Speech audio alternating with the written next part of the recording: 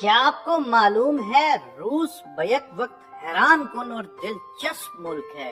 یہ دنیا کے 11% رقبے پر محیط ہے، 11 ٹائم زون ہے، ملک کے اندر 9 گھنٹے کی فلائٹس بھی چلتی ہیں، سرحد 11 ملکوں سے ملتی ہے۔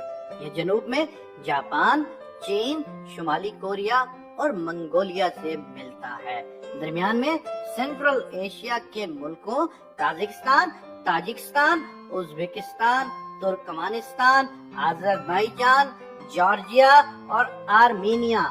یورپ کی سائڈ سے Ukraine, Romania, Bulgaria, Belarus, Latvia اور اسٹونیا۔ قطب شمالی کی طرف سے فن لینڈ اور ناروے۔ یہ دنیا کے آخری سرے سے الاسکا کے ذریعے امریکہ سے بھی جڑا ہوا ہے۔ روس کی 3 سرحدیں انتہائی دلچسپ ہیں۔ یہ سینٹ پیٹرز برگ سے فن لینڈ سے ملتا ہے۔ پیٹر برگ سے ٹرین یا فیری کے ذریعے فن لینڈ جانا ایک رومانوی تجزیہ ہے۔ ناروے کے علاقے سورو رینجر اور روس کے شہر پیچنگسکی کے درمیان 10 منٹ کا فاصلہ ہے۔ لوگ یہ فاصلہ پیدل عبور نہیں کر سکتے، چنانچہ یہ روسی علاقے سے سائیکلیں لیتے ہیں، سائیکل پر ناروے میں داخل ہوتے ہیں اور پھر سائیکل سرحد پر پھینک کر آگے روانہ ہو جاتے ہیں۔ سورو رینجر شہر دنیا میں بیکار سائیکلوں کا قبرستان بن چکا ہے۔ شہر میں سائیکلوں کے ڈھیر کی وجہ معیار ہے۔ روسی سائیکلیں یورپین معیار کے مطابق نہیں ہوتی، چنانچہ نارویجن اتھارٹی روسی سائیکل آگے لے جانے کی اجازت نہیں دیتی، لہذا یہ انہیں سرحد پر پھینک جاتے ہیں۔ امریکی ریاست الاسکا اور روس کے درمیان بھی پانی کا چھوٹا سا چینل ہے۔ چینل کی دونوں سائڈوں سے فیری بھی چلتی ہے اور چھوٹے جہاز بھی۔ یہ 20 منٹ کا فاصلہ ہے، لیکن دونوں کے درمیان 24 گھنٹے کا فرق ہے۔ آپ جو ہی روس سے امریکہ میں داخل ہوتے ہیں، آپ 24 گھنٹے آگے چلے جاتے ہیں۔ دنیا میں جنگلات کا سب سے بڑا ذخیرہ بھی روس میں ہے۔ دنیا کے 25% درخت روس میں ہیں، چنانچہ یہ پوری دنیا کو آکسیجن فراہم کرتا ہے۔ دنیا کا 34% میٹھا پانی بھی روس میں ہے۔ جھیل بیکال دنیا میں میٹھے پانی کا سب سے بڑا ذخیرہ ہے۔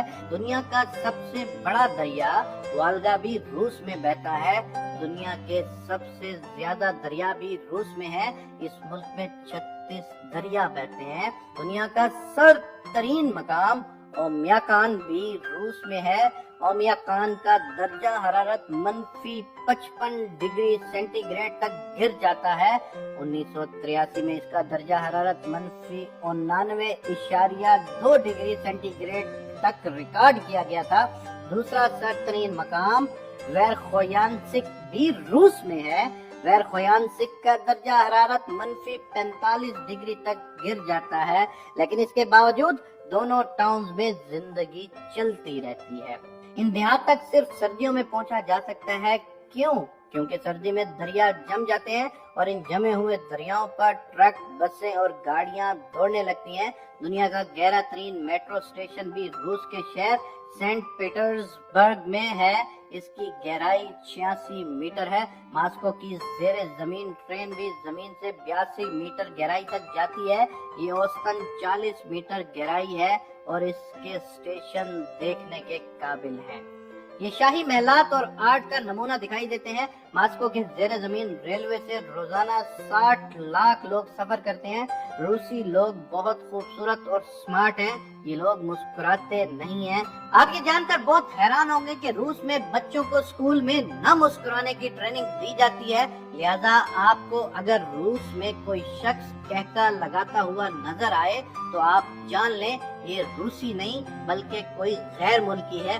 یہ لوگ انگریزی جانتے ہیں اور نہ ہی یہ بولتے ہیں۔ ماسکو شہر میں فی کس آبادی کے لحاظ سے دنیا کے سب سے زیادہ ارب پتی رہتے ہیں، لیکن آپ کو اس کے باوجود ملک کے کسی حصے میں دولت کا وحشیانہ رقص نظر نہیں آتا۔ یہ بلا کے تمام پرست بھی ہیں۔ کہ نئے گھر میں پہلے بلی کو بھجواتے ہیں اور پھر خود داخل ہوتے ہیں.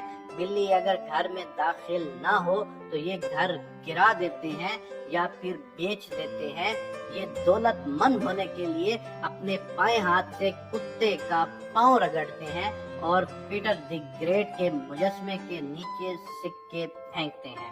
روس میں دلہا اور دلہن چرچ میں شادی کے بعد شادی کے لباس میں شہر کا چکر لگاتے ہیں. یہ لوگ آہستہ بولتے ہیں، مہمان نواز ہیں. ماسکو شہر میں صرف 80 دن جبکہ سینٹ پیٹرز برگ میں 56 دن سورج نکلتا ہے.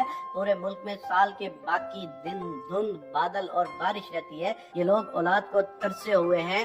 حکومت 2 بچے پیدا کرنے والے خاندان کو $10,000 کے برابر رقم انعام دیتی ہے. 3 بچوں کے خاندان کو بگ فیملی سمجھا جاتا ہے اور حکومت بگ فیملی کو VIP خاندان ڈکلیئر کر دیتی ہے. بگ فیملی کو ٹرانسپورٹ کی فری سروس، پارکنگ فیس کی معافی، تھیٹر کے مفت پاسز اور سال میں 10-15 دنوں کے لیے چھٹیوں کی مفت سہولت دی جاتی ہے. والدین کسی بھی روسی ریاست میں کسی بھی تفریحی مقام پر مفت چھٹیاں گزار سکتے ہیں. اور روس میں سائبیرین ٹرین کے نام سے ایک حیران کن ٹرین بھی چلتی ہے. یہ دنیا کا لمبا ترین ریلوے سفر ہے. یہ ٹرین 8 ٹائم زونز کو کراس کرتی ہے اور 87 شہروں اور والگا دریا سمیت 16 دریاؤں کے اوپر سے گزرتی ہے. یہ بھی ایک حیران کن سفر ہے. آپ ٹرین میں بیٹھ کر سائبیریا کے برفستانوں سے گزرتے ہیں اور فطرت کو اپنی کھلی آنکھوں سے دیکھتے ہیں. روس میں سرخ رنگ خوبصورتی کی علامت ہے. یہ لوگ جس چیز سے محبت کرتے ہیں یہ اس کو سرخ رنگ کر دیتے ہیں. ریڈ سکوائر کو خوبصورتی کی وجہ سے ریڈ سکوائر کہا جاتا ہے. تاہم یہ بھی درست ہے کہ سکوائر کی زیادہ تر عمارتیں سرخ ہیں. لینن کا مقبرہ بھی ریڈ سکوائر میں ہے. لینن کا انتقال 21 جنوری 1924 کو ہوا تھا. حکومت نے انتقال کے بعد اس کی لاش ہنوز کر کے شیشے کے تابوت میں رکھ دی. روزانہ سینکڑوں لوگ آتے ہیں اور قطار میں لگ کر بابائے انقلاب کی زیارت کرتے ہیں. فضا میں جانے والا پہلا خلا نوار یوری گاگرین بھی لینن کے قریب کریملن کے قبرستان میں دفن ہے. میوزیم میں ان دونوں کتوں فیمیل کی ہنوز شدہ لاشیں بھی موجود ہیں جو یوری گاگرین سے پہلے خلا بھجوائے گئے تھے. ان کا نام بیلکا اور سٹریلکا تھا اور یہ دونوں کامیابی سے واپس آ گئے تھے. سٹریلکا نے بعد از ایک بچے فیمیل کو جنم دیا جس کا نام پوشنکا رکھا گیا تھا. روس نے امریکہ کو جلانے کے لیے پوشنکا امریکی صدر جان ایف کینیڈی کی بیگم جیکولین کینیڈی کو گفٹ کر دی. یہ جب بھونکتی تھی تو امریکیوں کو محسوس ہوتا تھا کہ پورا روس ان کا مذاق اڑا رہا ہے. لہذا امریکہ نے 1969 میں نیل اور میسٹرانگ کو چاند پر بھجوانے کا فیصلہ کر لیا. روس کے ایئر اسپیس پروگرام نے دنیا کو بے شمار سہولتیں فراہم کی. پیمپرز اور نیپرز خلا نواروں کے لیے ایجاد ہوئے تھے. یہ آج دنیا بھر کے بچے استعمال کرتے ہیں. نوڈلز اور فوری تیار ہونے والی خوراک بھی خلا نواروں کے لیے بنی تھی. ماڈرن ٹریک سوٹ، GPS، دانتوں کے بریسز کی تاریں، جہازوں میں استعمال ہونے والے کموڈ اور ٹیوبوں اور ٹرے میں اگائی جانے والی سبزیاں بھی خلا نواروں کے لیے ایجاد ہوئی تھی. لیکن یہ آج ہم جیسے لوگ استعمال کر رہے ہیں. ایک خلا نوار 10 سال میں تیار ہوتا ہے. یہ لوگ حقیقتاً جان نثار ہوتے ہیں. یہ جانتے ہیں یہ شاید ہی واپس آ سکے، لیکن یہ اس کے باوجود انسان کا فخر بن کر خلا کے سمندر میں اتر جاتے ہیں. اسپیس میوزیم میں ان دونوں ریاضی دانوں کی تصویریں بھی لگی ہیں جن کی کیلکولیشن پر سفر کر کے انسان نے خلا میں قدم رکھا تھا اور پیچھے رہ گیا کریملن. تو یہ صدیوں سے روس کے بادشاہوں اور انقلابی لیڈروں کی سرکاری رہائش گاہ اور دفتر چلا آ رہا ہے. گہرائی میں ماسکو کا عظیم شہر بکھرا ہے. یہ وہ شہر ہے جس کے بارے میں ہٹلر نے کہا تھا کہ جس نے ماسکو فتح کر لیا گویا اس نے پوری دنیا فتح کر لی، وہ فاتح اعظم بن گیا. لیکن آپ کمال دیکھیے، روسیوں نے آج تک کسی شخص کو فاتح اعظم نہیں بننے دیا. ہٹلر یہ خواب دیکھتے دیکھتے دنیا سے رخصت ہو گیا مگر ماسکو اپنی جگہ قائم رہا. آپ سب سے گزارش ہے اگر آپ کو ہماری ویڈیو پسند آئی ہو تو ضرور آپ اس کو آگے شیئر کیجیے گا. جزاک اللہ.